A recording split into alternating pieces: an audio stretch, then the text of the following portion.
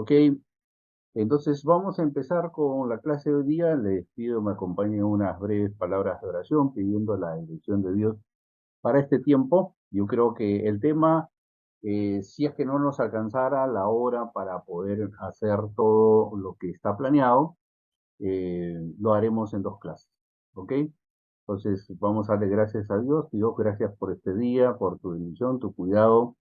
Gracias por permitirnos encontrarnos una vez más aquí para poder aprender un poco más sobre eh, tus escritos sagrados y poder entender mejor la Biblia para poderlos aplicar a nuestras vidas. Te rogamos todo esto en el nombre de Cristo Jesús. Amén. Muy bien, muy buenas noches con todos. Bienvenidos nuevamente a esta clase y vamos a arrancar con un tema que es muy interesante,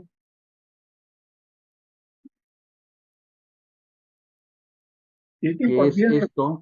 doctor. Ah, sí, qué bonito. De ahí se han guiado.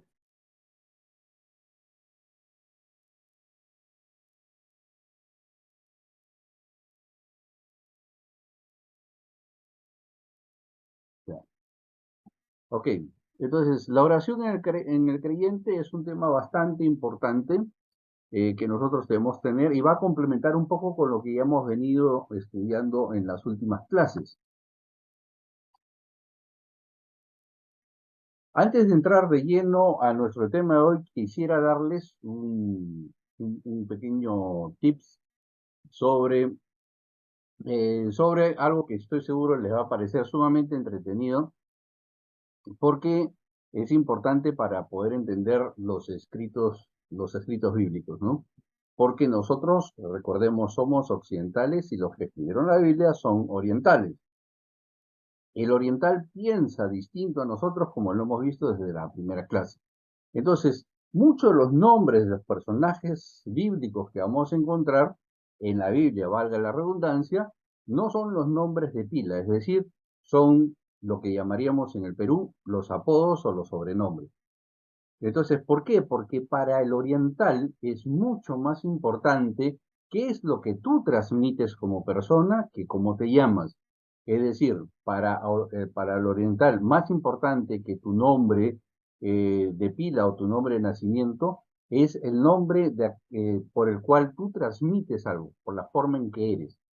Entonces, la semana pasada, por ejemplo, vimos a Pedro. Pedro fue nuestro personaje central, ¿no?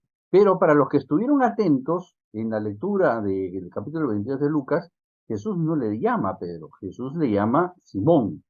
Y juntamente con este pasaje que hemos analizado, o vamos a descubrir que Pedro no se llama Pedro, ¿no? La razón por la cual Jesús renombra a Simón como Pedro o Petros, como vimos, como se está en los evangelios, es porque este personaje, o sea, Pedro, llegaría a ser una columna y baluarte en el transcurso de su vida.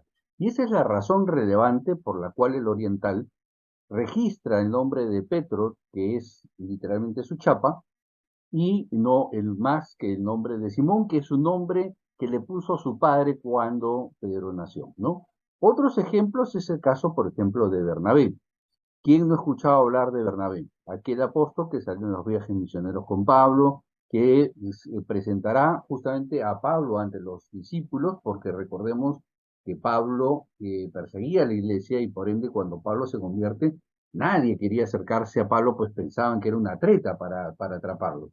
Entonces Bernabé es quien toma al toro por las astas y Bernabé es el que lleva y presenta a Pablo con los demás discípulos, con Pedro, con Santiago y con todos los demás, ¿no? Pero sin embargo, Bernabé no se llama Bernabé, Bernabé se llama José. ¿Dónde lo vemos? Hechos 4:36. Dice que entonces José, a quienes los apóstoles le pusieron por sobrenombre Bernabé, que traducido es hijo de consolación, consolación, levita natural de Chipre. Entonces, es importante entender que para el oriental es muy importante qué es lo que tú reflejas y conforme a lo que tú reflejas es como ellos te van a registrar. Como en este caso, ahora sabemos que Bernabé en realidad se llamaba José. Como vemos, esto, y por lo que hemos explicado, es importante para el oriental transmitir lo que tú eres. Para ellos es muy importante este dato, ¿no?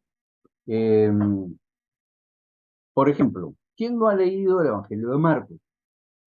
Todos creo que hemos leído, o al menos hemos escuchado que hay un evangelio escrito por Marcos. Pero Marcos realmente se llamaba Marcos. En Hechos capítulo 12 vamos a ver que justamente cuando Pedro sale de la cárcel, llega a la casa de María, madre de Juan, el cual tenía por sobrenombre Marcos.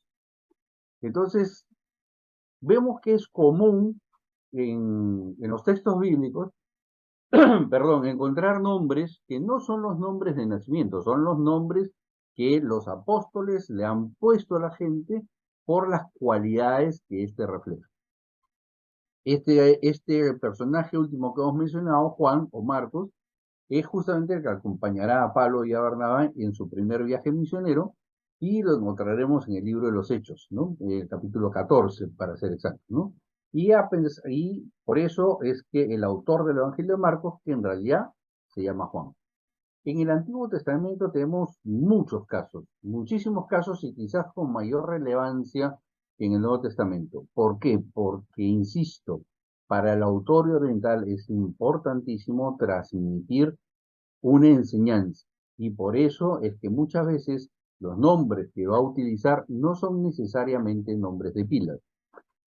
Todos hemos escuchado alguna vez el nombre de Caleb, ese gran valiente que juntamente con Josué, entraron a la tierra prometida como espías y fueron los dos únicos que dijeron que sí podían tomar la tierra prometida y fueron los únicos que entraron a la tierra prometida. Sin embargo, Caleb no es un nombre. Caleb en hebreo significa perro. Ahora, ¿por qué le habrían puesto perro a este personaje? Es porque este personaje era un soldado y era un bravo soldado y por lo que los textos nos dicen, y pueden leerlo en el libro del Éxodo, en sus Biblias, se van a dar cuenta que era un aguerrido combatiente. Entonces su sobrenombre era perro, porque justamente era muy valiente en las batallas. Sin embargo, ese Caleb no es un nombre, ¿no? Pero el autor está tratando de resaltar las cualidades de valentía, de valor, de arrojo, y eso es lo importante que muchas veces vamos a tener que descubrir cuando hacemos nuestros estudios bíblicos, ¿no? Entonces, eh, ahora sí vamos de lleno a nuestro tema principal y esperando que este pequeño entremés les haya ayudado a ilustrar un poco por qué la Biblia dice lo que dice, ¿no? Es decir, por qué usa determinados nombres en determinados momentos. Una pregunta recurrente es si existe la oración poderosa, ¿no? Y ahora vamos a analizar detalladamente para ver cómo se compone una oración y si el poder reside en la oración o si el poder reside en Dios, quien al final de cuentas es el que escucha las oraciones y es quien las contesta, ¿no? Las características más importantes de la cual debe ser la columna vertebral de nuestra oración es que nuestra oración debe ser genuina y honesta. Ese es quizás el punto medular de todo el tema de esta noche. Nuestra oración tiene que ser genuina y honesta. No nos debe preocupar tanto la estructura de la misma. Es decir, no tenemos que tener una teología correcta, no tenemos que tener una doctrina correcta, no tenemos que necesariamente tener una estructura eh, ordenada o muy armada para orar a Dios. Lo más importante es que esta oración debe ser genuina y honesta. Inclusive si debemos increparle a Dios cosas que nos tocan vivir. Porque ¿quién no ha sentido alguna vez en su interior de que realmente uno tiene que reclamarle a Dios, ¿no? Dios, ¿por qué me están pasando tantas cosas seguidas? ¿Por qué este traspiés? Y entonces, en nuestra oración, inclusive esa increpación a Dios debe estar presente si es que es genuina de parte nuestra hacia Dios. Es decir, lo que estoy tratando de comunicarles es que no debemos de ocultar nuestros sentimientos y nuestros pensamientos a la hora que estamos o vamos a a orar, ¿no? no debemos diplomatizar nuestra oración, un buen romance, ¿no? Pensando si lo que decimos o expresamos puede ser en algún momento hiriente para Dios. Dios sabe cómo nos sentimos, Dios sabe cómo nosotros estamos en ese momento. Y no podemos ni debemos ocultarle nuestras emociones ni nuestros sentimientos y debemos expresarlos libremente delante de Él. Recordemos siempre que hemos visto de que este símbolo de rasgar el velo a la muerte de Jesús significa que tenemos acceso al lugar santísimo.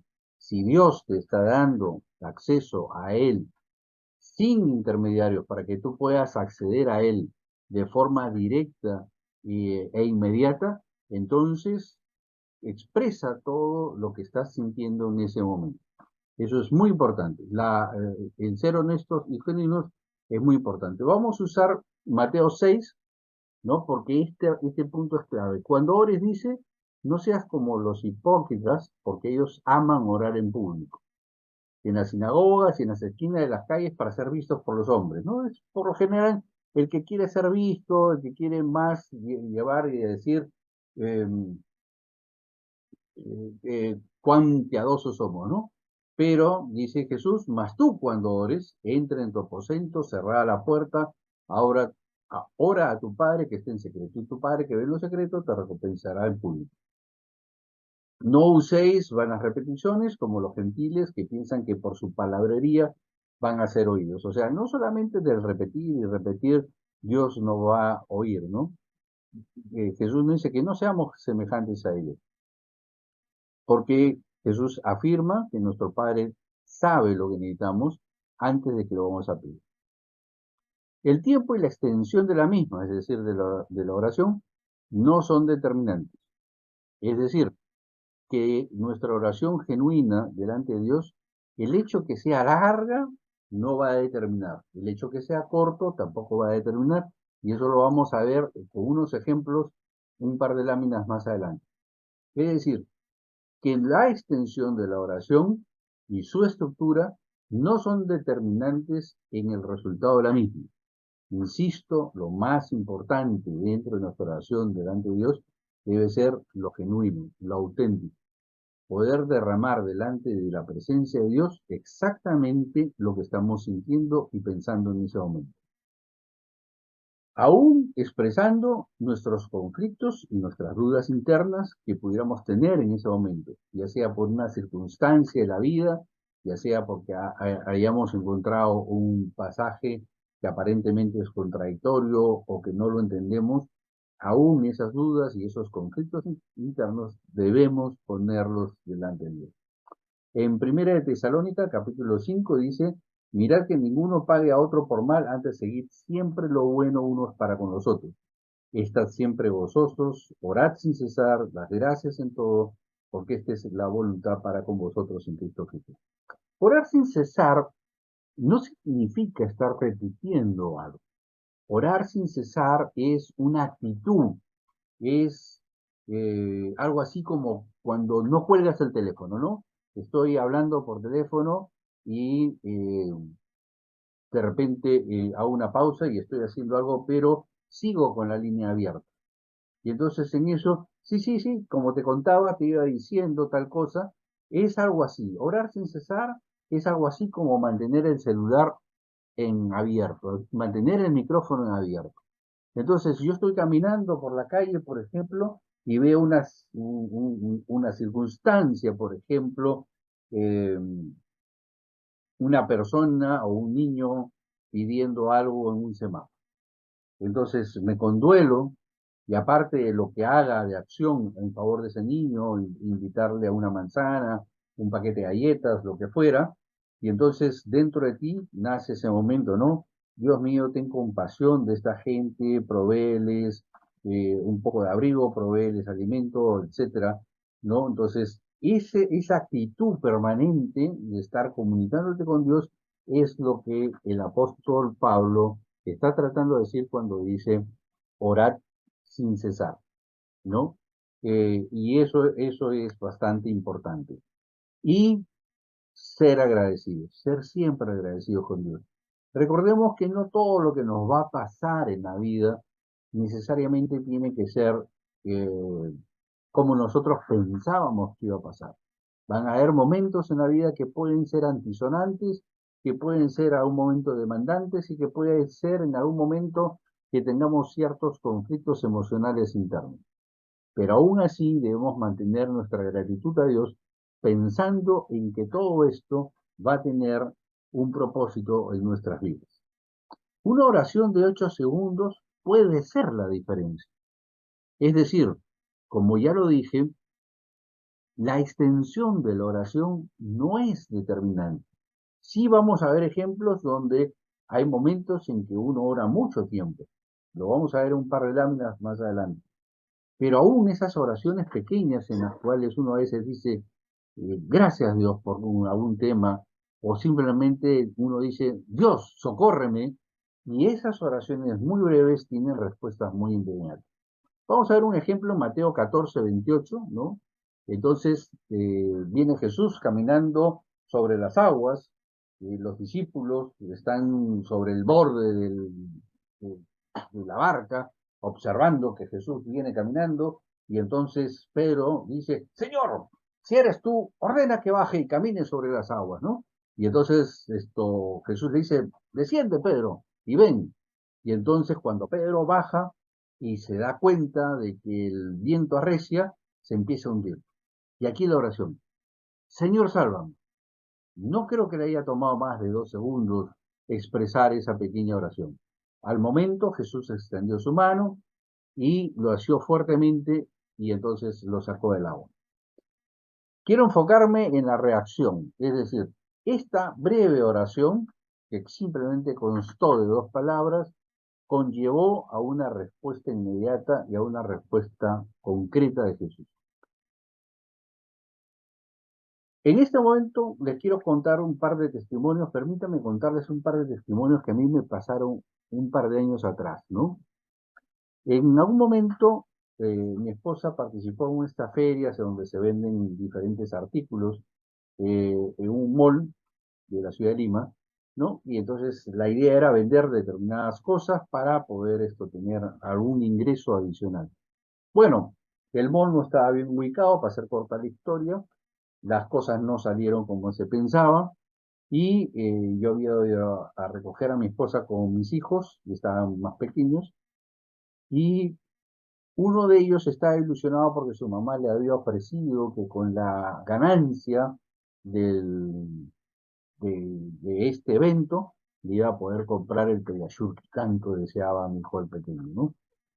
Entonces, como no habían salido las cosas como se habían planeado, decidí llevarlos a comer una pizza para ayudar un poco a cambiar la atmósfera en ese momento, ¿no?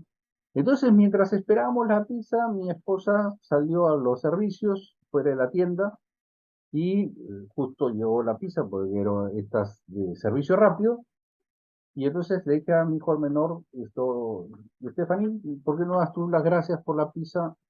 Y entonces literalmente, él cerró sus ojos y dijo, Dios, permítele a mi mamá cumplir su promesa. Ah, y gracias por la pizza, obviamente, dijo, ¿no? Le habrá tomado de 3 a 5 segundos, no creo que le haya tomado más decir eso. Al poco tiempo vino mi esposa y nos contó que en el camino se había encontrado un billete de 100 soles y dijo, ahora le puedo cumplir la promesa a mi hijo de poderle comprar su pediación. Lo curioso es, como ya les había dicho, de que el negocio no había salido como esperamos. Nosotros habíamos perdido la esperanza de que ese dinero extra nos permitiera hacer esa compra. Y entonces mi hijo, con todo su corazón y con una oración de 8 segundos, lo que dijo primero fue, Dios, permítele a mi mamá poder cumplir su promesa.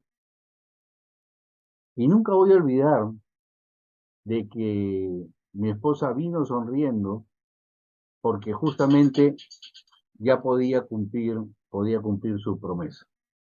Y entonces es muy, muy interesante cómo, cómo cómo Dios puede contestar oraciones tan cortas como estas. Habrá momentos en que las oraciones se volverán y tendrán que ser perseverantes, y esto será determinante en el proceso, ¿no? Lucas 18, Jesús toma y hace una parábola y dice que se refiere de que uno siempre debe pedir sin desmayar, ¿no? Y dice que había una ciudad, un juez que no tenía miedo a Dios ni respetaba al hombre, y había en aquella ciudad una viuda, la cual venía él diciendo que le haga justicia, pero el juez no le hacía caso. Pero de tanto insistir, la viuda dice que el juez le contestó y le prestó atención y por ende le administró justicia, ¿no? Y entonces Jesús dice, si aún este juez injusto escucha, ¿cuánto más no hará vuestro Padre por sus escogidos, ¿no? Que claman de día y de noche. En otros momentos, tal vez, estas sean extensas, como hemos visto en Mateo 26, 39, cuando Jesús ora en el huerto de Getsemaní a, a Dios por lo que va a pasar, ¿no? Y dice, Padre, si es posible, pase de mí esta copa, pero no sea como yo quiero, sino como tú. Vino luego sus discípulos y los halló durmiendo y dijo a Pedro, así que no habéis podido velar conmigo una hora. Entonces, aquí vemos cómo una oración sí se puede extender mucho tiempo. Y esto va a depender posiblemente de las circunstancias emocionales, de las circunstancias de lo que nos esté tocando vivir. Y lo que trato de transmitirles es que en la Biblia vemos reflejadas oraciones muy breves. En la vida vamos a ver oraciones breves que tienen respuesta rápida. Vamos a ver momentos en donde vamos a tener que ser muy perseverantes con Dios, donde vamos a tener que básicamente reiteradamente pedir algunas cosas, y vamos a ver momentos como el que estamos viendo ahorita en Mateo 26, donde posiblemente las oraciones sean extensas, ¿no? En este caso hay un conflicto emocional muy fuerte dentro de Jesús, está vísperas de ir a la cruz y tiene muchos sentimientos encontrados, y es evidente por el término que nos dice que ha estado orando una hora y les está recriminando a sus discípulos que ni siquiera han podido acompañarle en una hora de oración. Entonces, aquí estamos viendo que también hay oraciones extensas. Las oraciones son conectadas en el cielo, así como las encargadas de la telefonía en antaño, ¿no? Yo les voy a contar algo. Yo cuando era niño, tendría unos 12 años. Entonces yo me quedaba en una casa en un pueblo que se llama San Bartolo, acá al sur de Lima, y mi única misión, como era niño, yo era huérfano de padre, por eso es que me quedaba solo. Entonces mi única misión era ir a una empresa que se llamaba Entel. No es Entel la que vende los celulares, es una empresa que ya no existe en el Perú, y que en aquel entonces lo que hacía era las operadoras tenían un panel delante de ellas enorme con un montón de conectores, conexiones. Entonces ellas iban conectando los cables y de esta manera se iban conectando con diferentes teléfonos. Entonces, cuando lograban ubicar el teléfono de mi madre, y entonces lograban la conexión entre el punto donde yo estaba en San Bartolo con la casa que nosotros teníamos en Lima, y entonces me hacían pasar a una cabina telefónica y yo hablaba con mi madre. Bueno, algo así, yo me imagino que funciona en el cielo, ¿no? Y vamos a ver algunos ejemplos, porque uno siempre debe decir, y bueno, ¿y cuál es el ejemplo, no? Entonces, eso es lo que vamos a ver ahorita. Pero es lo interesante que nosotros vamos a descubrir que en el cielo funciona algo así como esta especie de panel donde lo que Dios va haciendo es ir conectando la oración de uno con la oración del otro, ¿no? Por lo general una oración de necesidad con una oración de ofrecimiento, ¿no? Y por ejemplo vamos a ver en Hechos 8:26, ¿no? Vemos a un ángel que le dice a Felipe, ¿no? Diciéndole, levántate y ve al sur, por el camino que desciende de Jerusalén a Gaza, y se levantó y fue, y sucedió con un etíope eunuco, funcionario de una reina que se llama Candace, de los etíopes, estaba regresando de Jerusalén, que había ido a ofrecer sus ofrendas, y venía leyendo al profeta Isaías, ¿no? Y entonces Felipe se acerca a la carreta donde está este señor y le dice si estaba entendiendo lo que leía, ¿no? Y entonces el eunuco le dice, pero ¿cómo voy a entender si no hay quien me explique? ¿No? Entonces le dice, si quieres yo te explico, y se sube al carro y el resto de la historia ya la conocemos, ¿no? Le empieza a hablar de las profecías, cómo se cumplen en el Señor, y al final el eunuco termina siendo bautizado por Felipe. Pero vamos al hecho de que aquí vemos exactamente lo que estábamos comentando hace un momento, de que tenemos a Felipe, por un lado, orando, viendo qué más puede hacer para la obra del Señor, y por el otro lado tenemos a un personaje, a un eunuco, que lo que está pidiendo es justamente una respuesta, alguien que lo oriente. Y de alguna manera Dios conecta esas dos oraciones, ¿no? Y hace de que Felipe se acerque a este eunuco y le pueda ayudar a entender lo que él no entendía del pasaje de Isaías. Entonces aquí vemos claramente que este proceso de conexión de las oraciones en el cielo es como se suele dar. Vamos a ver rápidamente un par de ejemplos más. Tenemos en Hechos capítulo 10 el caso del centurión romano y Pedro. Esto es muy interesante, ¿no? Porque dice que había en Cesarea un hombre llamado Cornelio, el centurión de la compañía italiana, temeroso de Dios y hacía muchas limosnas al pueblo. Y esto, Cornelio recibe una visita y le dice, mira, Cornelio, tus oraciones, ojo el detalle, ¿no? Que sus oraciones han sido escuchadas por Dios. Y entonces le llega una instrucción y le dice que envíe unos hombres a Jope y que mande a venir a Simón. Ya sabemos que Simón es Pedro, ¿no? Y eh, le dice dónde van a encontrar a este Pedro, ¿no? Entonces, para hacer corta la historia, porque es bastante largo el relato, es casi todo el capítulo 10, es interesantísimo, pero bueno, resulta de que efectivamente este centurión envía a llamar a Pedro, Pedro viene, le explica al centurión de qué se trata el mensaje de salvación, el centurión se convierte a Jesús y nuevamente vemos la figura de una persona que está pidiendo una respuesta y la figura de una persona que tiene la respuesta, ¿no? Y Dios logra que estas dos personas se vuelvan a conectar, se conecten entre ellas y de esta manera estas oraciones se han vuelto a conectar en el cielo. Esa es más o menos la idea, ¿no? Hechos 16 quizás es el más importante de todos. Ahora, un detalle antes de pasar al siguiente caso, ¿no? Eh, Acá nos dice de que este Cornelio era de una compañía llamada La Italiana, es decir, que él no era judío. Este personaje era lo que es un gentil. Gentil es todos aquellos que no hemos nacido judíos. Nosotros somos gentiles, porque nosotros no hemos nacido judíos. Ese es, digamos, en la categoría que pasaríamos.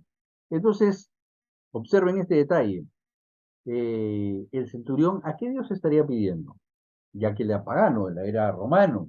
No dice que era el italiano, o sea que era romano de pura cepa, ¿no? Porque las compañías durante el Imperio Romano, como iban tomando gente, iban reclutando gente conforme iban invadiendo países y también reclutaban gente de otros países. Y entonces, para saber cuál era el origen, es que le ponían los nombres, ¿no? Y en este caso nos especifica que la compañía de este cinturón era la italiana, o sea, era romano de pura cepa.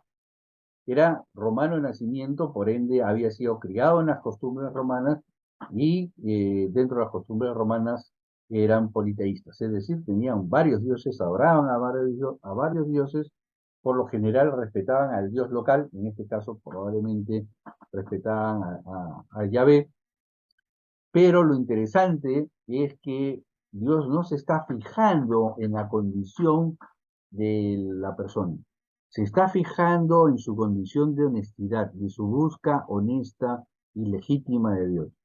Entonces envía a Pedro nuevamente, reiteremos, acá vemos una oración de necesidad y hay una oración de ofrecimiento, ¿no? Entonces Pedro se junta con este centurión romano y el resto de la historia ya la conocemos. Él acepta el mensaje de Jesús, ¿no? Y se convierta a Cristo. Hechos 16:9 dice que Pablo está intentando continuar su viaje misionero e intenta ir hacia Asia en varias oportunidades, lo dice el relato del 16, del 1 hasta el 9, y no podía, y siempre encontraba un obstáculo. Y en eso nos dice el verso 9 que a Pablo se le mostró una visión, un varón macedonio que estaba de pie rogándole, diciendo que pasara a Macedonia y le ayudara. Es decir, alguien estaba clamando por ayuda, ¿no? Y dice que en cuanto Pablo se levanta, procure ir a Macedonia, y si gustan léanlo en casa más tarde, porque el viaje es eh, bien complejo, porque tienen que hacer varios transbordos. Para llegar a Macedonia había sido bastante complicado. Pero nuevamente acá vemos algo, porque en Macedonia nunca se había predicado el Evangelio. Es decir, Pablo es la primera vez que llega a Macedonia. En el capítulo 17 ustedes pueden leer de que hay 3 eventos en Macedonia. 2 son con damas, pero estamos viendo aquí en el capítulo 16 que la visión fue con un varón. Y el único varón que aparece en la llegada a Macedonia es el carcelero. Y es el único que se convierte. Es decir, nuevamente tenemos aquí la figura de una persona que está clamando y una persona que tiene la respuesta. Y de alguna manera Dios hace de que esto nuevamente se conecte en el cielo y estas personas se lleguen a conocer. Esto suele pasar en la vida, a mí me ha pasado en la vida, que muchas veces yo he estado conversando con personas y les he contado más o menos lo que yo quería hacer y ellos me decían, justo estamos buscando a una persona que nos explique lo que tú nos estás comentando en este momento. Entonces, este tema de que hay conexión en la oración en el cielo es importante tenerlo en cuenta porque estamos viendo que está plasmado en los relatos bíblicos que efectivamente así funciona. Es decir, siempre hay una persona que está pidiendo y siempre hay una persona que está dando. Y en este caso, reitero, del macedonio, esta persona debe de haber estado pidiendo a Dios, pero no necesariamente al Dios que nosotros conocemos, porque nuevamente en este lugar de Macedonia no había llegado antes la palabra de Dios. Entonces, quiere decir de que este Dios estaba pidiendo de forma sincera, estaba pidiendo de forma honesta, y su oración siempre fue contestada. Entonces, cuando uno ora por cosas específicas, de alguna manera, que no podría explicarlo, en el cielo se permiten este tipo de conexiones y tenemos respuestas que no logran una explicación natural. Mi anhelo personal, el mío de Manuel Ventura, siempre ha sido de enseñar. Y al otro lado de la pantalla tengo a personas que quieren aprender. Este es el principio que les acabo de explicar. Siempre en la oración hay un principio de conexión. Siempre en las oraciones hay un principio en el cual las personas que están orando se llegan a conectar. Ahora, no debemos caer en los estereotipos de oración. Es decir, que porque hago una oración de una forma o de la otra forma, puede ser más o menos poderosa, puede ser más o menos influyente para Dios. No. Los estereotipos de las oraciones no hacen ni deshacen, ni a que le agreguemos penitencias, ¿no? O porque voy a ayunar y orar, entonces Dios me va a contestar. No, así no funcionan las cosas. La base, como hemos indicado, la columna vertebral de la oración es el ser genuino delante de Dios, ser honesto delante de Dios. Y entonces, esta llegará siempre a la presencia de Dios. Dios no es el genio de la lámpara de Aladino. Él no contesta como nosotros muchas veces queremos o eh, como nosotros deseamos. No olvidemos lo que hemos aprendido hasta aquí. Sobre todo la famosa pregunta, ¿para qué, Señor? ¿no? ¿Para qué me está pasando este momento? ¿Para qué perdí el trabajo? ¿Para qué tengo esta enfermedad? ¿Cuál es el propósito con esta dificultad que estoy viviendo en este momento? Cuando nosotros cambiamos el enfoque, y cambiamos la pregunta al para qué, todo nuestro mundo va a cambiar. Porque, ojo, el concepto es el propósito de Dios, que recordemos que siempre nos está trabajando de adentro hacia afuera. Recordemos que Dios siempre trabaja de adentro hacia afuera. Juan capítulo 11, Lázaro enferma, Marta envía a llamar por Jesús. Yo les voy a ir comentando el relato porque es bastante largo, entonces léanlo con cuidado ahora en casa después de esta explicación y les va a parecer fascinante. Entonces, Juan capítulo 11, Lázaro enferma, María envía a llamar por Jesús, Jesús recibe el mensaje, Jesús está a 2 días de viaje, dice que los mensajeros se demoraron 2 días en llegar donde Jesús y le dicen, Jesús, Marta dice que por favor regreses porque Lázaro está grave. Jesús los mira y dice, ah, qué bien, es necesario que él duerma. Los discípulos, si ustedes lo leen en casa, no entienden, y lo que Jesús está diciendo es necesario que Lázaro muera.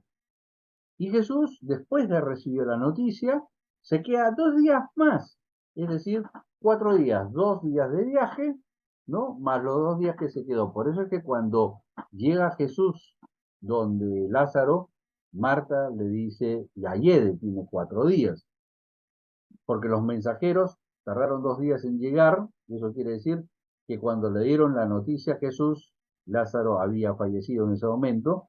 Hagan la cuenta, porque a partir de ahí se queda 2 días en el pueblo.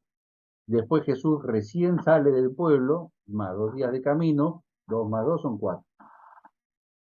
Entonces, aquí hay un propósito claro, porque Jesús, una vez que llega, resucita a Lázaro, para que vean, para que la gente vea el poder de Dios, para que la gente vea el propósito que tenía esa enfermedad seria de Lázaro. Entonces Jesús resucita a Lázaro, pero vamos al hecho de que la respuesta de Jesús no fue a la velocidad que Marta esperaba. Marta envía por Jesús para que el hermano no llegue al punto de morir. Pero la respuesta que ella recibe a su petición no es exactamente la que ella esperaba. Ella esperaba que esta respuesta fuera que Jesús salga disparado con un rayo, llegue donde Lázaro y evite que Lázaro muera. Sin embargo, la respuesta de Jesús fue, es necesario que Lázaro se muera para que cuando yo llegue lo resucite y de esa manera se manifieste el poder que yo tengo sobre la muerte. Entonces, muchas veces nuestras oraciones no serán contestadas como nosotros desearíamos que sean contestadas, como el caso de Marta. Marta envía el mensaje y ella esperaba un tipo de respuesta que no se da. Entonces, esto es muy importante tenerlo en cuenta, porque muchas veces nosotros hacemos algún tipo de oración, pero la respuesta que viene no necesariamente será de la forma en que nosotros esperamos que ésta regrese. Hechos capítulo 1, verso 26, vamos a encontrar a los discípulos orando, porque ahora están buscando un reemplazo para Judas. Ya aquí en el capítulo 1 de Hechos, ya Jesús resucitó, ascendió a los cielos, Judas ya está muerto, y entonces ellos dicen, bueno, nosotros éramos 12, tenemos que ser 12, así que alguien tiene que reemplazar a Judas, así que vamos a orar, y dice que oran y echan suertes, conforme era la costumbre en aquel entonces, y sale elegido Matías. Recordemos, si ustedes leen el capítulo 1 de Hechos, van a encontrar de que ellos tienen una terna, es decir, tienen a 3 postulantes para reemplazar a Judas. Y ellos oran y dicen, Señor, ¿cuál de estos 3 debe ser? Echan suertes y fin, las suertes caen sobre Matías. Y Matías sale elegido.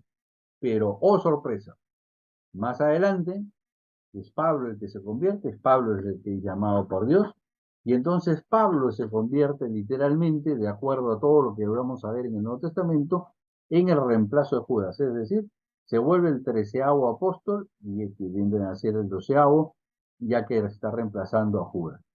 Es decir, nosotros tenemos que tener en cuenta que las respuestas de Dios no necesariamente serán en la medida en la que nosotros esperamos. Muchas veces las circunstancias de la vida nos irán mostrando cuál es la verdadera respuesta o cuál es el concepto de lo que Dios quiere hacer con nosotros en ese punto específico de nuestra vida. Es decir, nosotros tenemos que empezar a movernos, no solamente orar y no hacer nada, tenemos que orar y empezar a hacer cosas. Tener la confianza en este momento es quizás el punto más difícil que nos puede tocar vivir en este periodo de conocimiento, ya que muchas veces la respuesta nos agarra de sorpresa. En Hechos 12, todo el capítulo 12 es bastante largo, pero es impresionante. Deberíamos hacer un estudio solo de este capítulo. Les voy a contar el resumen. El rey Herodes había matado a Jacobo y entonces vio que a la gente le había gustado y entonces le mandó a echar mano a Pedro, obviamente porque quería matarlo, porque quería congraciarse con el pueblo, y entonces lo mete preso a Pedro.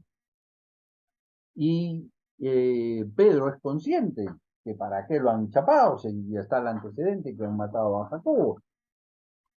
Pero acá viene lo interesante, dice que cuando Pedro es llevado con los 4 guardias y puesto en su celda, en vez de estar angustiado, en vez de dar vueltas por la celda, dice que con su, con su túnica se hace una almohada, se saca los zapatos y hace algo impensable, se echa a dormir.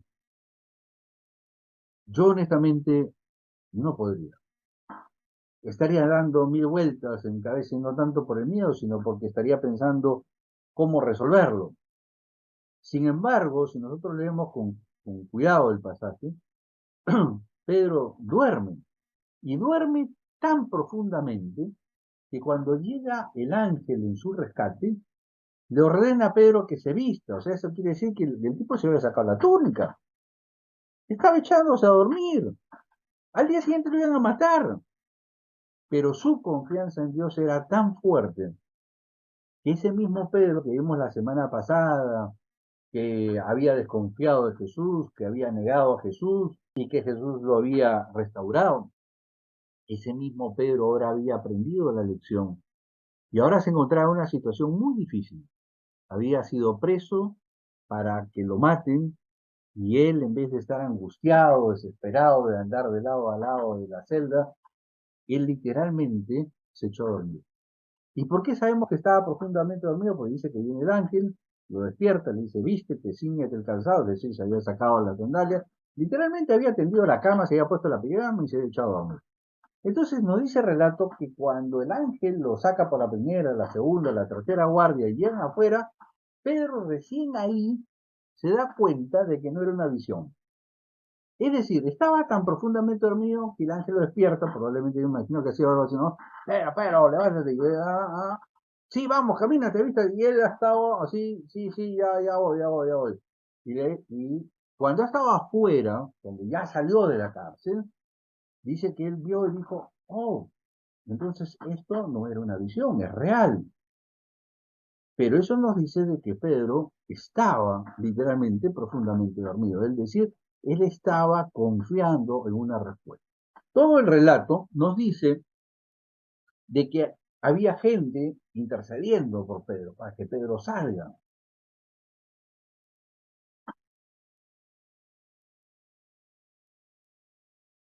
Pero, y están en la casa de María, ¿no? Entonces cuando Pedro sale, dice que se va a la casa de María, y esto es bien interesante, ¿no? Porque muchas veces nosotros estamos orando y pidiéndole a Dios, confírmame tal cosa y confírmame esto y confírmame aquello, y nos las estamos pasando literalmente orando todo el tiempo, orando y pidiendo confirmación a Dios. Y cuando la respuesta llega, no la creemos, porque dice que Pedro llega a la casa de María, toca la puerta, sale Dorcas y pregunta, ¿quién es? Y afuera Pedro, me imagino, de asustado, pensando que lo están persiguiendo, le había dicho, soy Pedro. Y dice que Dorcas no le abrió la puerta, sino que se fue adentro a comentarle a los que estaban orando y decirle, Pedro está en la puerta. Y los otros le decían, no, muchacha, te afectó la vigilia. ¿Qué va a hacer Pedro? Pedro está en la cárcel. Y Pedro estaba en la puerta. Muchas veces las oraciones son contestadas y las dejamos paradas en la puerta. Las dejamos paradas en la puerta porque nos hemos vuelto incrédulos delante de Dios y la respuesta está ahí y estamos matándonos pidiendo reconfirmación cuando la respuesta a nuestras oraciones muchas veces están en la puerta. Entonces, ¿qué es lo que tenemos que hacer? Lo que tenemos que hacer es actuar, lo que tenemos que hacer es movernos. Si vemos en Éxodo capítulo 14, verso 15, el pueblo ha salido ya al desierto, han llegado hasta el mar y los carros de Faraón vienen detrás. Y entonces están atrapados entre el mar y los carros de Faraón que los persiguen. Y dice que va Moisés y ora a Dios y le dice, Dios, ¿y ahora qué hacemos? Mira, acá está el mar, no tenemos cómo cruzarlo. Aquí atrás de nosotros están los jinetes del faraón que nos están persiguiendo. Y la respuesta de Dios fue bien simple. Muévanse. ¿Qué me hacen pidiendo? Muévanse. Vean el relato. Después que se mueven se abre el mar. Dios lo que busca en nosotros es que le creamos. Y para creerle, nosotros tenemos que movernos. Nosotros tenemos que actuar, como en el caso anterior que vimos de Pedro, ¿no? Llega Pedro a la casa, toca la puerta y lo dejan afuera. Lo que debió haber hecho la niña es abrirle la puerta a Pedro. Y después ver si eso no es Pedro, si eso no es la respuesta, pero la respuesta estaba ahí. En este caso, la respuesta de Dios siempre es muévete. Y nosotros, aquellos que creemos en Dios, nuestra vida siempre se va a mover entre un problema insoluble y un problema que nos persigue. Los carros del faraón son los problemas del día a día. Hay que pagar la luz, el teléfono, el colegio, el agua, la pensión, el alquiler. Y frente a nosotros hay problemas más insolubles. Viene la recesión, hay hiperinflación, hay un dictador en el gobierno, hay un gobierno malo. Y nosotros decimos, ¿y a dónde vamos? ¿Y cómo vamos? Y Dios te dice, muévete. Muévete, confía en mí, muévete. La oración no es simplemente orar a Dios y no hacer nada, es orar a Dios y hacer. Dios siempre escucha la oración sincera, sea de un borracho, de un drogadicto, una madre desesperada, como hemos visto, al idólatra del centurión, al pagano de Macedonia, al eunuco. Ninguno de ellos era una maravilla de creyente. Todos ellos tenían más defectos que virtudes. Sin embargo, Dios escuchó la oración sincera de todos ellos. Dios conectó tanto al centurión con Pedro, como al macedonio con Pablo, como a Felipe con el eunuco. Y Dios siempre escucha. Yo les voy a contar, yo cuando tendría unos 8 años, yo no conocía a Dios, pero en algún momento de mi niñez le dije, Dios, si tú existes, yo quiero conocer. 7 años más tarde, yo conocí a Dios y es obvio que ahora les hablo de él. Entonces, la oración del creyente no debe ser necesariamente para que Dios cambie las cosas. Vamos a ver por qué cosas nunca oró Jesús. Jesús no ora para sacarlos del mundo, sino para ser fortalecidos. No ora para evitar la cizaña en el campo. Ora para que crezca el trigo. No ora para cambiar el modo de pensar de la gente de su tiempo. Tampoco oró para liberar a Juan el Bautista cuando estaba preso. ¿Recuerdan cuando vimos hace unas 3 clases el Juan el Bautista cuando le manda a decir a Jesús, ¿eres tú el Mesías? Jesús no se puso a orar para que liberaran a Juan el Bautista. Le dio herramientas para poder sobrellevar esa carga. No ora para evitar la tribulación de Pedro, como vimos en la clase anterior. Ora para que salga airosa de esa situación. No ora para evitar las dificultades, ora para afrontar las dificultades. No ora para cambiar el círculo religioso de su época. Tampoco ora para suavizar la dificultad de la vida. Dios siempre ora e interviene para vivir por encima de los problemas. Siempre obra pensando en la voluntad de Dios y su propósito. La oración en sí no es poderoso. El poderoso es Dios, quien movido por tu oración sincera va a enviar una respuesta. Yo oro esta relación sincera, esta oración sincera llega a Dios y entonces viene una respuesta. Y en esa respuesta se manifiesta el poder de Dios a mi oración. Pero no es porque existe una oración poderosa. La oración sincera es la que mueve a Dios. Cuando recordemos lo que vimos hace 2 clases, cuando Jesús en Marcos 4:35 le dice a sus discípulos, pasemos al otro lado. No está diciendo que el pase al otro lado iba a ser un recorrido tranquilo por la vida. Recordemos que se levantó una tremenda tormenta donde inclusive pensaban que todos iban a fallecer. Y el resto ya lo estudiamos. Entonces, Dios lo que va a buscar es dónde está nuestra confianza en oración y Él va a esperar una oración sincera de parte nuestra. 3 pautas básicas les voy a dejar, que funcionan. Yo les garantizo 100% funcionan. Siempre oren a puerta cerrada. Que nadie se entere de lo que ustedes están orando. Que sea parte de su íntima relación con Dios, destinar un tiempo a solas con Dios, sin interrupciones. Un momento de tú a tú, un momento, como dicen los gringos, face to face, un momento en el cual tú puedas definir 2 minutos, 10 minutos, el tiempo que tú creas conveniente para tener ese tiempo de intimidad con Dios, cara a cara. No usar rezos repetitivos como hemos visto, sino oraciones transparentes delante de Dios, incluyendo las quejas, incluyendo los disgustos, las frustraciones, nuestras preguntas, nuestros anhelos, todo. No pensemos en hacer una estructura teológica clara, completa. Simplemente vuelca tu corazón, vuelca tu sentimiento delante de Dios y ponlos delante de Dios. Eso es la clave de todo este tema. Dios sabe, como hemos visto, todas nuestras necesidades. Entonces, ¿por qué tenemos que orar si Él sabe nuestras necesidades? Porque la oración no mueve a Dios. La oración me mueve a mí. La oración no transforma a Dios. Es decir, yo no le tuerzo el brazo a Dios con mi oración. Soy yo el que se transforma. Somos nosotros los que nos transformamos con la oración. Cuando yo oro a Dios, el que cambia soy yo. Dios no cambia, pero yo sí cambio. Mi actitud frente a la vida cambia. Mi actitud en ese tiempo de esperanza, en ese tiempo de relación, yo soy el que cambia. Nosotros somos los que cambiamos. De ahí la importancia de la oración. En resumen, el Padre Nuestro nos va a enseñar esto. 1. Reconocer la posición de Dios frente a nosotros. Padre que estás en los cielos. Estamos reconociendo que Él es superior a nosotros, que nosotros somos creación y Él es el creador. Reconocer su pureza, santificando su nombre, ¿no? Porque el Padre Nuestro dice es santificado sea tu nombre. Lo que estamos es reconociendo siempre Dios superior a nosotros. 3, anhelar siempre su presencia. Venga tu reino, demuestra o denota el profundo deseo de que Dios esté con nosotros.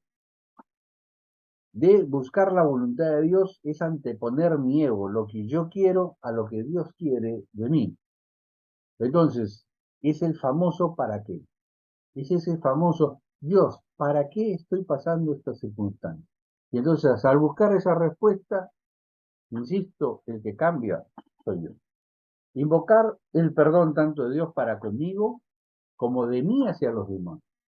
Y esto es importante entender. El perdón es liberador. Me libera a mí de la carga. No libera al ofensor. Si alguien a mí me ofende, yo digo, yo voy a perdonar a determinada persona por algo que me hizo, dijo de mí o hizo conmigo, eso no libera a la persona de su culpa. Me libera a mí de estar pensando en él, y mira que este me dijo tal cosa y fulano pensaba tal otra. Me libera a mí, el perdonar a otro me libera a mí.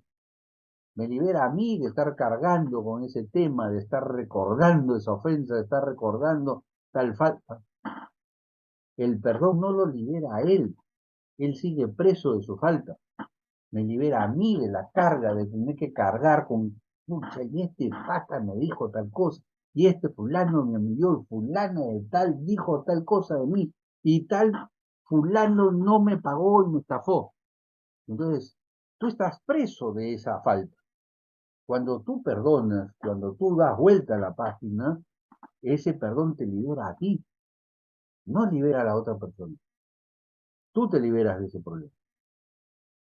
F, reconocer su reino es reconocer que Dios siempre está al control de todo, de las circunstancias, tal como ya lo hemos visto en las clases anteriores. Conclusión, el poder está en Dios, no en la oración. No creamos que porque hagamos una determinada oración, esa oración será poderosa. No, el poder es de Dios, el poderoso es Dios. Tu oración sincera lo que va a hacer es mover a Dios, pero el poder de su respuesta es de Él. El poder está en Dios, no en la oración. Entonces,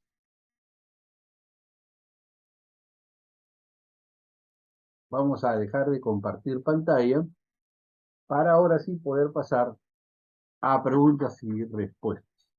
Entonces, los que deseen hacer preguntas, podríamos ir levantando la mano o abrir el micrófono y hacer la pregunta. Igualmente, la clase ha sido grabada, el PTT, se los voy a pasar en unos minutos. He encontrado un par de horrores ortográficos que quiero corregir antes de pasárselos. Pero yo sé que siempre en estos temas surgen preguntas, surgen dudas, surgen acontecimientos. Entonces, estoy atento a sus preguntas. Si alguien tiene alguna pregunta, puede abrir su micrófono y preguntar.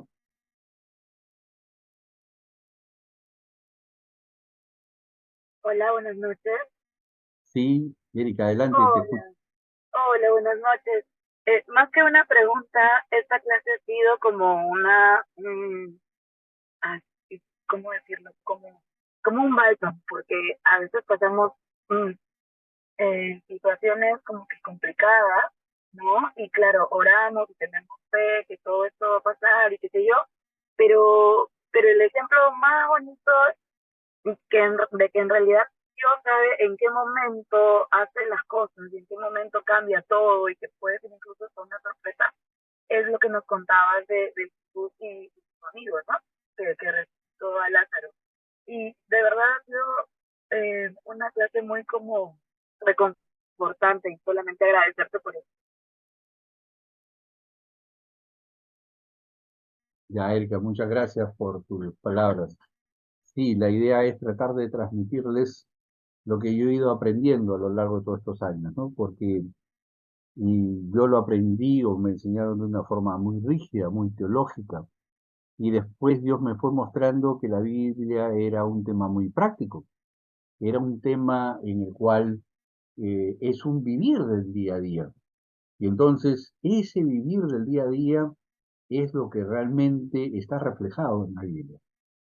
Y eso es lo importante. O sea, como ustedes saben, yo soy medio antirreligioso, porque yo lo que promuevo es una vida espiritual, no una religiosidad. O sea, si nos sentimos bien yendo a una iglesia, en buena hora, como siempre lo he dicho, o sea, es bueno tener gente o estar rodeado de gente que siente lo que uno siente, que piensa como uno piensa, ¿no? O sea, eso es positivo. Pero lo más importante es tu propia relación con Dios, tu relación íntima y privada con Dios. Y eso es un poco lo que yo procuro enseñar, eso es un poco lo que procuro transmitir, ir más allá de la religiosidad, más allá de decir soy cristiano o creo en Dios, etcétera, ¿no? Sino es un vivirlo. Y créanme, un día Dios me retó a sacarlo de mi pecera teológica. No sé si se los he contado, pero yo tenía un parámetro, o sea, Dios se podía mover de aquí hasta aquí, ¿no?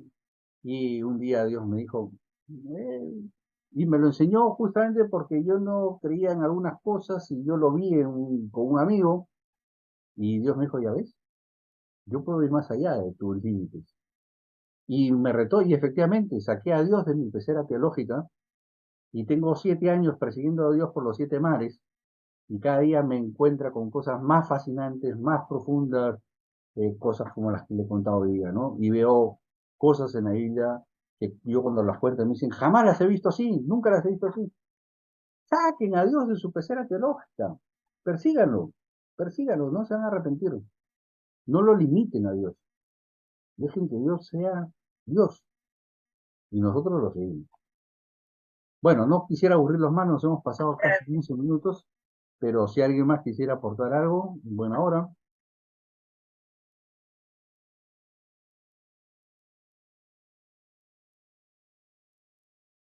Sí, hermano Manuel, buenas noches.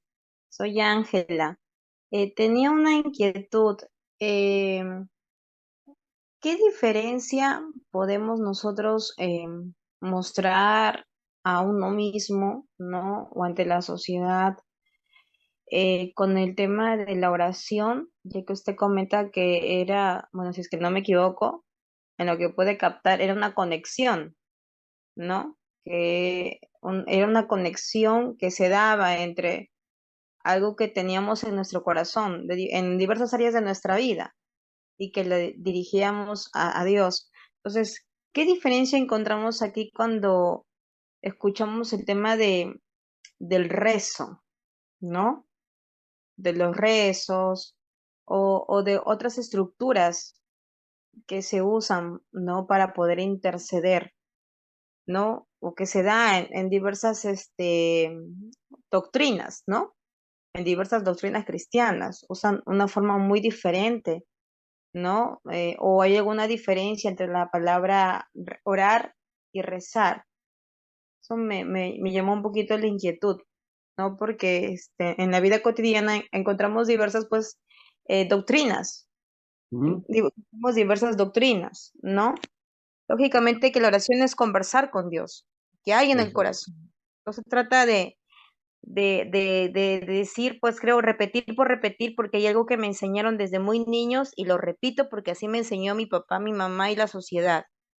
Yo, para mí, para Ángela, en base a lo que también yo he escuchado, es para mí una oración es conversar con Dios, es Correcto. conversar y así a veces no tenga ni una palabra que decirle, pero ser tan directa en decirle a veces nos cuesta, ¿no? ¿Qué puedo decirte, no? Y él también lo entiende, pero cómo poder también encontrar eso, ¿no? Con el tema de a veces esas diferencias de los rezos o las estructuras de una petición que ya se viene conectando desde muy pequeños y nos vienen enseñando en diferentes denominaciones que uno puede haber ido creciendo. Ya. La diferencia, empezamos por un tema simplemente gramatical entre oración y rezo, es como tú lo has dicho, el rezo es repetitivo, por lo general una oración estructurada y uno la repite y la repite, eso se conoce como rezo. Y una oración, como bien has comentado, es una conversación, ¿no? Dios, hoy día me he levantado un poco deprimido, siento que el día está oscuro, siento que todo me ha salido mal, ayer no me pagaron mi sueldo, me he levantado con gripe, etcétera, ¿no? Entonces, eso es una oración. Ahora, tú has hecho varias preguntas en una. ¿Qué diferencia hay con otras personas? Y si, porque vamos a ser claros, acá, como acabo de decirlo, yo de religioso no tengo un pelo. Yo lo que veo, lo que he aprendido y lo que Dios me enseña es que Dios lo que le interesa es cuán honesto, cuán transparente, cuán humilde eres delante de Él. ¿A qué voy con esto? Que hay personas, y vas a encontrar testimonios, de gente que le ha rezado a la Virgen María, por ejemplo, ¿no? Y ha recibido respuesta. Ha recibido una sanación, o ha recibido una respuesta a una pregunta, o lo que fuera. ¿Por qué Dios contesta? Preguntan algunos religiosos. ¿Por qué le contesta a ella que si ella está adorando a una imagen o lo que fuera? ¿Sabes por qué? Porque esa persona pidió de corazón a Dios. Esa persona no es consciente que está haciendo algo que no es necesariamente, eh, como decía yo, una oración muy estructurada teológicamente hacia Dios, ¿no? Sino que simplemente voltea su corazón, sincero delante de Dios, dentro de lo que no conoce, porque no todos conocen la Biblia, no todos conocen de qué está o cómo se habla, pero lo que uno sí tiene muchas veces frente a Dios es, Dios, sálvame, estés donde estés, sea en la iglesia católica, en la evangélica, en la protestante, en la maometana. Yo siempre digo esto, los milagros no solamente se dan en las iglesias evangélicas. Yo siempre tengo, no sé si se les he contado, pero yo soy aficionado a construir maquetas de barcos, de aviones, y por ende estudio mucho sobre esos temas. Y entre los aviones que construyo, una vez hubo un avión, literal, un avión de pasajeros, un Boeing, que se entró una tormenta y se le apagaron los motores. Entonces el piloto le comunicó a los pasajeros, se han apagado los motores, vamos a planear, estaban en medio de la selva, y le dijo simplemente, los que crean en Dios, oren. Y obviamente que desde el piloto hasta la azafata, todos se pusieron a orar. El avión sale de las nubes y solamente hay árboles, árboles, árboles, árboles, y esa era muerte fija. El piloto en eso observa que hay un río, y entonces dice, la mejor opción que tengo es el río. Van hacia el río, se acercan al río y se dan cuenta que hay un puente tras otro puente tras otro puente sobre el río. Y dijeron, acá somos muertos fijos. Entonces el piloto les dice, señores, ha llegado el momento, todos obviamente están rezando, incluyendo el piloto, y milagrosamente el avión logra acuatizar entre los dos puentes sobre el río, y de los 200 y pico pasajeros solamente falleció uno y los otros 299 se salvaron, ilesos, literalmente ilesos. Un milagro, literalmente un milagro. Pero ¿saben a quién oraban? Alá, porque todos eran musulmanes. Pero es un milagro, no me van a decir que no. Entonces, no podemos entrar con temas de que no, solo Dios es de esta forma o de esta otra. Tenemos que quitarnos de nuestra cabecita ese tabú religioso de que solo bajo estas circunstancias Dios escucha. Hemos visto 3 ejemplos. El centurión romano era politeísta, pero pidió a Dios y llegó Pedro. El macedonio también. No le estaba orando al Dios que nosotros conocemos. ¿Sabe lo Dios a qué Dios oraba? Pero oraba de corazón y le mandó a Pablo. El eunuco es el único que podríamos decir de que, como venía de Jerusalén de presentar las ofrendas, es el único que nos da algún vestigio de que era judío. Pero aún así no entendía lo que estaba leyendo. Y llegó Felipe. Y entonces, Ángela, contestando a tu pregunta, sí, en otras culturas y en otras religiones Dios también va a orar. Porque Dios no se fija en la estructura teológica de tu oración, ni si tu oración es larga o es corta. Muchas veces es una oración como la que hizo mi hijo ese día. Dios, que mi mamá tenga las posibilidades de cumplir mi promesa. Esa fue su oración. Y su mamá, literal, llegó con 100 soles en la mano de donde no había. Y eso hasta el día de hoy a mí me mueve el corazón. Y hay muchas veces que vamos a encontrar a mucha gente que te va a dar testimonio de que oró a la Virgen, de que oró a San Martín, o a quien fuera, y le concedió la petición. Porque Dios no se está fijando en tu estructura teológica, tu oración, o en tu estructura doctrinal. Dios está viendo tu corazón, qué tan sencillo, qué tan simple es delante de Él, qué tan transparente y honesto es. Por eso le dije, si en ese momento tú sientes una frustración delante de Dios porque te parece que es injusto, que Dios ha hecho tal cosa, o permita, díselo. ¿Yo cuántas veces me he amargado con Dios? Si Dios les pudiera contar a ustedes se horrorizarían de las cosas que le he dicho a ellos. Pero eso es lo que Dios busca, ser transparente delante de Él. Cuando tú presentas tu oración de forma honesta, sincera, Dios escucha. Por eso te digo, la oración no es el poder está en Dios.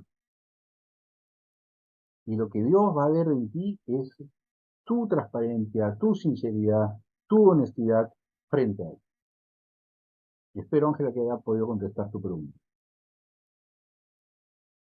Gracias, hermano. Muchas gracias. Muy contenta de conocer parte también de sus experiencias. Muchas gracias.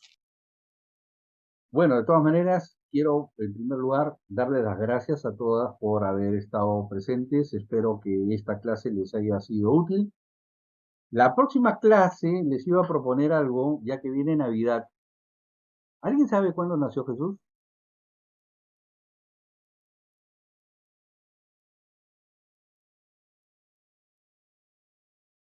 El 25 de diciembre. No. ¿No? Nada. ¿Cuándo? La próxima clase no se lo pierdan, ya que viene Navidad, va a ser un bonito tema. Vamos a ver por qué lo festejamos 25 de diciembre y también vamos a ver cuándo realmente, porque sí está en la Biblia, solo que hay que escarbarlo un poquito, cuándo es 99% de probabilidades de que sí nació. Y también vamos a ver por qué lo festejamos 25 y van a ver que es irrelevante. A mí me encanta la Navidad. Esto es un tiempo bastante bonito. Y entonces en la próxima clase vamos a hacer algo totalmente sui generis. Vamos a ver, pasen la voz, no se lo pierdan. Vamos a ver cuándo nació Jesús y por qué lo festejamos 25. Gracias a todas. Dios los bendiga. Hasta el próximo jueves. Nos vemos. Muchas Gracias, gracias. Manuelito. Buenas Muchas noches a gracias. todos. Buenas noches a Buena todos. clase. Chao, buenas noches con todos. Gracias.